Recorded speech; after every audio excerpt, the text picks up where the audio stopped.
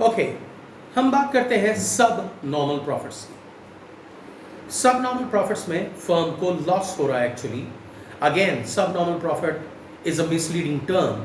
कोई सुनेगा तो उसे लगेगा कि यहाँ प्रॉफिट्स की बात हो रही है, जबकि सब नॉर्मल प्रॉफिट में कोई प्रॉफिट नहीं है एक्चुअली ये लॉस मिनिमाइजेशन है।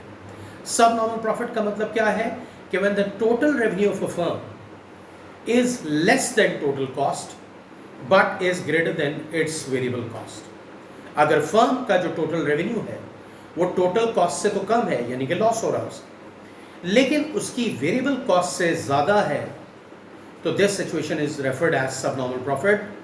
और फर्म ऐसी सिचुएशन में शट डाउन नहीं करेगी, बल्कि प्रोडक्शन को कंटिन्यू करेगी जबकि उसे लॉस हो रहा है, लेकिन क्योंकि उसे लॉस मिनिमाइज करना है तो वो अब भी प्रोड्यूस करती रहेगी। उसकी वजह यह है कि अगर उसका टोटल रेवेन्यू उसकी टोटल वेरिएबल कॉस्ट से ज़्यादा है तो इसका मतलब है कि फिक्स कॉस्ट का कुछ पार्ट कवर हो रहा है, और फिक्स कॉस्ट का जब कुछ पार्ट कवर हो रहा हो तो आपको पता ही है कि अकाउंटिंग में हम उसे contribution margin towards fix cost कहते हैं। और वो कंट्रीब्यूशन अगर मिल रहा है प्राइस में तो जाहिर बात है कि फिक्स कॉस्ट कहीं ना कहीं जाके कंप्लीट हो जाएगी, कवर हो जाएगी, और उसके बाद वो कंट्रीब्यूशन मार्जिन प्रॉफिट बन जाएगा।